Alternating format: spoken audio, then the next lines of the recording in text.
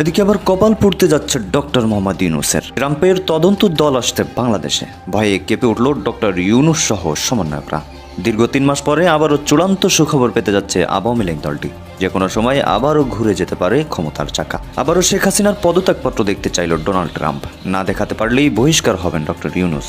সংঘের একটি দল বাংলাদেশে তদন্তের জন্য আসবে বলে নিশ্চিত করেছেন জাতিসংঘ মহাসচিবের উপমুখপাত্র ফারহান হক। 2 মাসের মধ্যে দেশের সব আদালত কক্ষে জাতির জনক বঙ্গবন্ধু শেখ মুজিবুর রহমানের প্রতিকৃতি সংরক্ষণ ও প্রদর্শনের নির্দেশ দিয়েছেন হাইকোর্ট।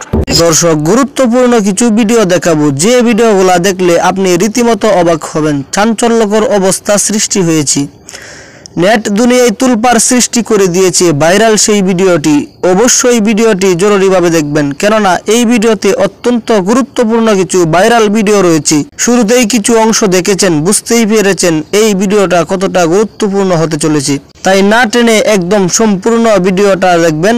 এরকম নতুন নতুন তথ্য পেতে চ্যানেলে নতুন হলে সাবস্ক্রাইব করে রাখবেন এবং একটি লাইক দিয়ে দেখতে থাকুন সম্পূর্ণ ভিডিওটি। সংবিধান লঙ্ঘন এবং স্বাধীনতার স্থপতি বঙ্গবন্ধু শেখ মুজিবুর রহমানকে অবমাননা করায় অন্তর্বর্তীকালীন সরকারের প্রধান উপদেষ্টা ডক্টর মোহাম্মদ ইউনূসের নামে মামলার পূর্বাভাস দিয়েছে জাতিসংঘের লোয়ার ডেপস। সেই সাথে শেখ হাসিনার পদত্যাগপত্র হস্তান্তর করতে না পারলে ক্ষমতা পুনরুদ্ধার করার কথাও জানিয়েছে জাতিসংঘ। ডক্টর ইউনূসের বিরুদ্ধে মামলা এবং শেখ হাসিনার পুনরায় ক্ষমতা ফিরে পাওয়া নিয়ে বিস্তারিত জানাচ্ছেন শাহাদাত রিফাত। আবারও সকল রাজনৈতিক দল এবং জনগণের তোপের মুখে অন্তর্বর্তীকালীন সরকারের প্রধান উপদেষ্টা doctor Mohammad Yunus. Reset button push করতে গিয়ে দেশ এবং বহির্বিশ্বের জনগণের ক্ষোভের শিকার ডক্টর ইউনূস। সংবিধান লঙ্ঘনের পাশাপাশি স্বাধীনতার স্থপতি বঙ্গবন্ধু শেখ মুজিবুর রহমানকে অবমাননা করায় ডক্টর ইউনূসের নামে মামলার পূর্বাভাস দিয়েছে জাতিসংঘের লোয়ার ডেপস। সেই সাথে শেখ হাসিনার পদত্যাগপত্র হস্তান্তর করতে না পারলে ক্ষমতা পুনরুদ্ধার করার কথাও জানিয়েছেন জাতিসংঘ। অন্যদিকে শেখ হাসিনাকে দেশে ফেরাতে ঢাকা, মিরপুর সহ দেশের বিভিন্ন স্থানে দফায় দফায় বিক্ষোভ মিছিল করছে আওয়ামী লীগের কর্মী সমর্থকেরা। ডোনাল্ড ট্রাম্প পাইছে, মানে আপনার আওয়ামী লীগের বাপ হিসাবে আমার মনে হয় ভাই অনেকটা এখন এই সমন্বয়কের বাপ হয়ে দাঁড়িয়েছে ডোনাল্ড ট্রাম্প। তিনি বিষয়টা আমি কিন্তু একটা ভিডিওতে বলছিলাম যে ইনকোয়ারি করবে। হ্যাঁ, এই ইনকোয়ারিতে উঠে আসছে আপনার বৈষম্য বিরোধী ছাত্র আন্দোলনের অন্যতম একজন সমন্বয়ক, আপনার কি বলে হান্নান মাসুদ, আব্দুল হান্নান মাসুদ। তিনি তার বক্তব্য হচ্ছে স্পষ্ট যে আমরা যে আন্দোলনটা করছি সেটা ছিল শেখ হাসিনাকে পতন করা। এই আন্দোলনটাকে আমরা বাংলাদেশের সমস্ত স্টুডেন্টদেরকে একত্রে বা এক কাতারে আনার জন্য যে চেষ্টা আমরা দীর্ঘ 15টা বছর ধরে চালিয়ে যাচ্ছিলাম, সেই সফলতা ঘটে এই জুলাই মাস কিংবা এই 5 আগস্টে। আপনার ওই টেলিভিশনে যে আপনারই থাকে উপস্থাপনা, তিনি জিজ্ঞাসা করেন যে আচ্ছা কোনোভাবে যদি আপনাদের দাবিগুলা শেখ হাসিনা যদি মেনে নিত তাহলে কি করতেন। তার বক্তব্য স্পষ্ট, যদি শেখ হাসিনা যদি আমাদের এই দাবিগুলো মেনে নিত তাহলে আমরা অন্য কোনো প্ল্যান অবশ্যই আমাদের ছিল বা ওইটা আমরা কাজে লাগাতাম। কোনো না কোনো ভাবে শেখ হাসিনাকে কিভাবে উস্কে দেওয়া যায় বা শেখ হাসিনার আপনার যে বড় বড় যারা নাকি আপনার আর কি হাইব্রিড নেতাকর্মীরা ছিল তাদেরকে কিভাবে উস্কে দেওয়া যায় এবং উস্কে তাদেরকে কিভাবে পদত্যাগ করানো যায় বা বাংলাদেশের প্রতিটি শ্রেণীর মানুষকে এক কাতারে আনা যায়। এই ক্ষেত্রে কিন্তু এই সমন্বয়টা কিন্তু আপনার হয়।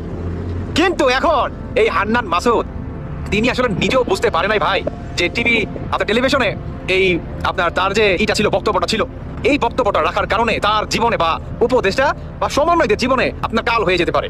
সেটা কিভাবে? তিনি কিন্তু স্পষ্ট ভাষায় বলেন যে আমাদের মূল টার্গেট ছিল শেখ হাসিনাকে পতন করা। তাহলে জুলাই মাসে যে গণহত্যা হলো, আবু সাইদ যে মারা গেল, এগুলা ছিল তাদের প্ল্যান। আবু সাইদকে তারা প্ল্যান মোতাবেক একটা তুরুপের তাস হিসাবে মনে করেন ব্যবহার করছে। এবং যখন নাকি আবু সাইদকে গুলি করা হয় ঠিক তখনই হচ্ছে এই সমন্বয়করা দাবি নিয়ে আসে, দাবি 1 দফা 1 শেখ হাসিনার পদত্যাগ, যেটা হয়ে গেছে এখন।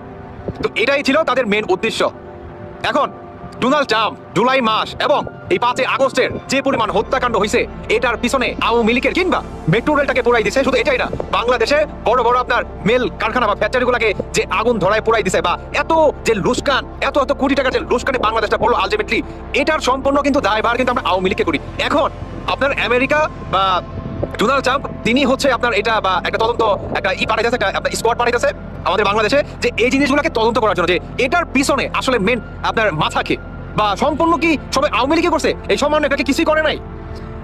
আমার মনে হয় ভেসে গেলে এই কারণেই অনেক দিন আগে প্রায় 1.5 থেকে 2 মাস আগে আপনার আসিফ নজরুল উপদেষ্টা আইন হয়েছে আর কি, তো তিনি কিন্তু বলছিল যে আমরা যেগুলো শুরু করছি আমরা যদি একতাপূর্ণতা এখন পর্যন্ত না হতে পারি আপনার ছাত্র জনতা আর হচ্ছে সমন্বয়টা, তাহলে আমাদের কিন্তু ফাঁসি পর্যন্ত হতে পারে।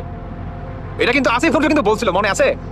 ঠিক এই ফাঁসির দড়িটা বর্তমান প্রতিটি সমন্বয়ক কিংবা উপদেষ্টাদের গলায় চলতেছে।